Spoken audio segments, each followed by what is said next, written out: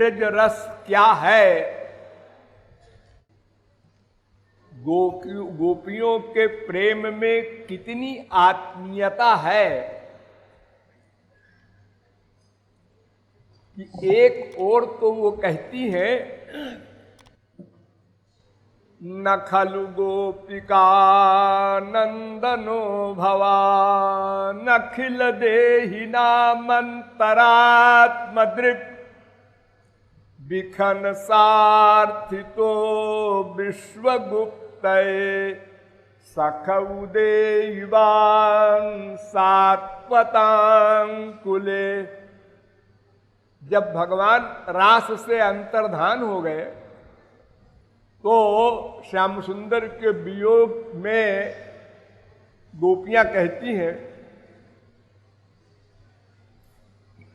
कि तुम समझते हो कि मैं तुमको नहीं समझती, ये धोखा है तुमको। मैं जानती हूं तुम नंद नंदन यशोदा नंदन मात्र ही नहीं हो। न खलु गोपिका नंदनो भवान अखिल देहिना मंतरात्मदृक्। समस्त आत्माओं की आत्मा का साक्षी एको देव सर्वभूतेषु गूढ़ सर्वव्यापी सर्वभूतांतरात्मा साक्षी चेता केवलो निर्गुणस्य। अर्थात तुम पूर्णतम पुरुषोत्तम ब्रह्म हो, ये मैं जानती हूं। अगर गोलोक की गोपी है तो जानती ही है, अगर साधन सिद्धा गोपी है, वेद की ऋचाएं आज वो भी जानती है। इसलिए सब गोपियां जानती हैं कि तुम ब्रह्म हो, लेकिन एक भी गोपी नहीं जानती कि तुम ब्रह्म हो। क्या कमाल है, क्या आश्चर्य है ब्रज रस का। विखनसार्थितो विश्वगुप्त। ब्रह्मादिकों ने बड़ी प्रार्थना की आपसे कि अवतार लेकर और ब्रजरस दान करो, असुरों का संहार करो। तब तुमने अवतार लिया ब्रज में आकर, हमको ये सब पता है। और फिर गाली क्यों दे रही हो? इसलिए कि हमको कुछ नहीं पता, हमको समझते हैं हमारे यार हैं। अगर ये पता खोपड़ी में रहे कि रिस्पेक्टेड के भी ये बाप है, जगत पिता है, तो फिर गाली क्या, सामने खड़े होने की हिम्मत न पड़े। बहुत बड़े आदमी के आगे बहुत छोटे आदमी संसार में कहते हैं वहां जाएं कैसे, और जाएं तो खड़े कैसे हो, बोले कैसे, डरते हैं। हाँ? अरे औरों की जाने दो। जबलपुर में हमारी स्पीच हो रही थी तो वहां के कलेक्टर, पुराने जमाने के आईसीएस, डेली लेक्चर सुनने आते थे। अब वहां 50,000 आदमी आता था, हम क्या मालूम कौन आ रहा है। तो उनका जो क्लर्क था, हेड क्लर्क, उसने कहा कि सरकार आप कभी मिलने नहीं गए महाराज जी से। उन्होंने कहा इतने बड़े फिलॉसफर से भला मैं क्या बात करूंगा, कैसे मिलने जाऊं। उन्होंने कहा वो तो हम लोग तो जाते हैं और लेक्चर के बाद में वो घर पर भी 1.5 घंटा कीर्तन कराते हैं। साधारण लोगों से जो बड़े प्यार से बोलते हैं। वो जगत गुरु और गदगुरु नहीं मानते अपने को। तब उनके साथ आए, उन्होंने हमको ये अपना हाल बताया। देखो फिर भगवान कहां, गोपियां कहां। जब बार बार परीक्षित ने प्रश्न किया कि भगवान ने दूसरी स्त्रियों के साथ रास क्यों किया। 3 बार ये प्रश्न किया और बार बार समझाया सुखदेव परमहंस ने। फिर तीसरी बार सुखदेव परमहंस ने कहा ये राजा है इसलिए इसके दिमाग का कीड़ा कभी नहीं जाएगा। तो रास सुनाते सुनाते उन्होंने बंद कर दिया, रास का प्रकरण ही समाप्त कर दिया। ये अधिकारी नहीं। तो सुखदेव परमहंस के इस प्रश्न पर कि भगवान धर्म के स्थापन के लिए अवतार लेते हैं, वो वेद के कर्ता है, वेद के ज्ञाता है, वेदविद है, और वे इस प्रकार का संसार से विपरीत, धर्म से विपरीत कार्य क्यों करते हैं, तो फिर मनुष्य तो और करेगा। ये उनका प्रश्न था।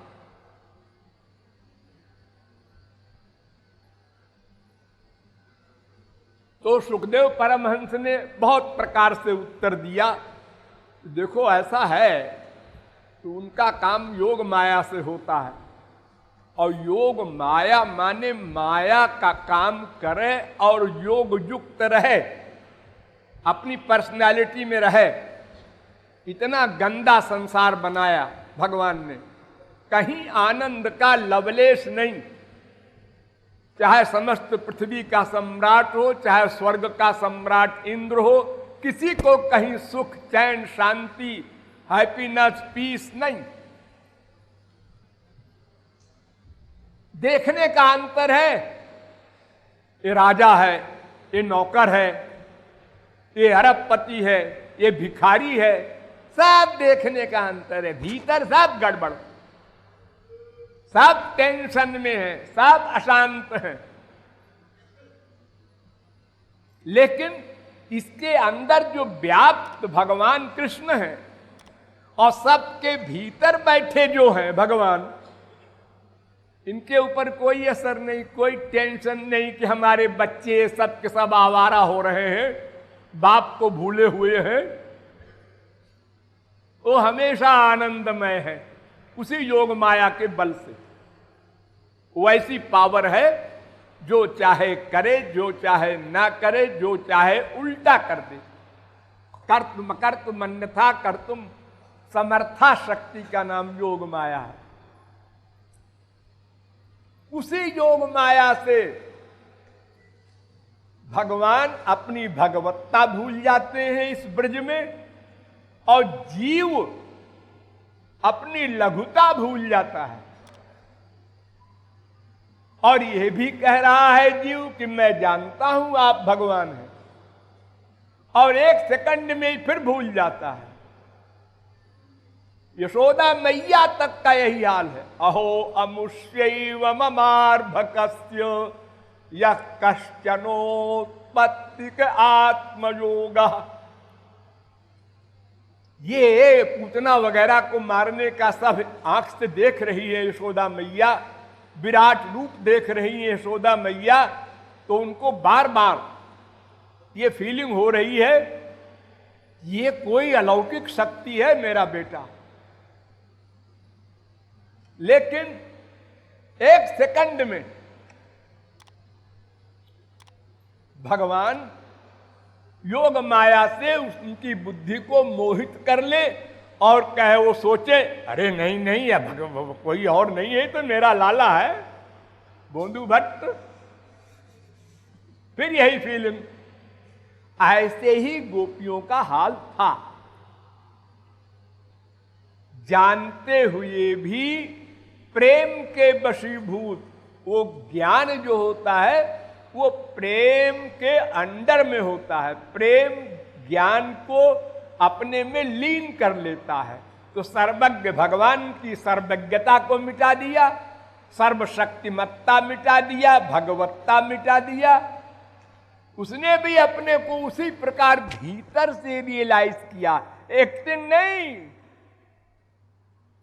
संसार में देखो पिक्चर होती है, उसमें तमाम एक्टर एक्ट्रेस होती हैं, कोई करोड़पति है उसमें एक्टर, लेकिन एक्टिंग में उसको पिक्चर में दिखाना है कि हम भिखारी हैं। तो भिखारी का वेश बना लेता है और भीख मांगता है लोगों से। जो दे उसका भी भला, जो ना दे उसका भी भला, ऐसे बोलता है।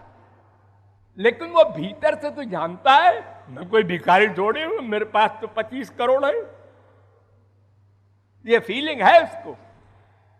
ऐसा नहीं होता भगवान को कि भगवान भीतर से जानते हैं मैं भगवान हूं और बाहर से एक्टिंग कर रहे हैं यशोदा के आगे, डर रहे हैं, रो रहे हैं, मैया मार मत, मैंने मिट्टी नहीं खाया। ये एक्टिंग नहीं है, ध्यान रहे, भूलना नहीं कभी, अनंत कोट जन्म तक। ये प्रेम शक्ति का कमाल है कि भगवान अपनी सर्वज्ञता भूल जाते हैं, जीव अपनी अल्पज्ञता भूल जाता है, इसलिए भगवान को डांटता है। जैसे संसारी स्त्री अपने किसी लंपट यार को डांटती है, भले ही वो बेपढ़ी लिखी स्त्री हो और भले ही उसका पति आईएएस हो, कलेक्टर हो, कमिश्नर हो, गवर्नर हो, लेकिन स्त्री डांट लगा देगी उसको, तुमको कभी अकल नहीं आएगी। और मां का तो पूछो क्या हाल है, मां तो फिर अरे बेटा हमसे पैदा हुआ है, हमको सिखा रहा है, बेवकूफ गधा। अरे मां मैं हाई कोर्ट जज हूं, जिंदगी और मौत का फैसला करे, जा जा बड़ा फैसला करने वाला है। और हमारी मां से सत्संगी लोग जाके चिढ़ावे कि अम्मा डांट दो इनको, एक महाराज जी को डांट दो, हम लोगों को अच्छा लगेगा। उनका हट, हमारी इतनी सेवा करता है उसको डांटेंगे। और किसी बात पर जब गुस्से हो जाए, ए जगत गुरु इधर आ,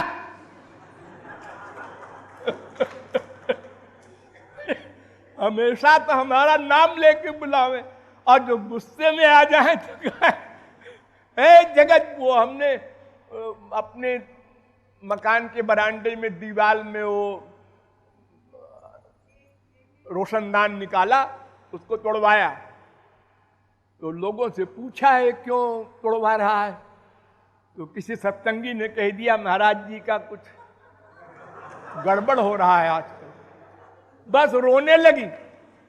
हाँ अरे कल तक तो अच्छा खासा था, क्या हो गया, उसको घर गिरा रहा है अपना। हाँ वो कुछ नहीं मानती जगत गुरु खोपड़ा गुरु, वो कुछ नहीं। संसार में आप सब जगह अनुभव करते हैं, आप लोगों में बहुतों की मां बेपढ़ी लिखी होगी और आप लोग बीए एमए या कोई बड़ी पोस्ट वाले होंगे, लेकिन मां का व्यवहार आपके प्रति जो है वो ऐसे ही रहेगा, वो आपको काबिल नहीं।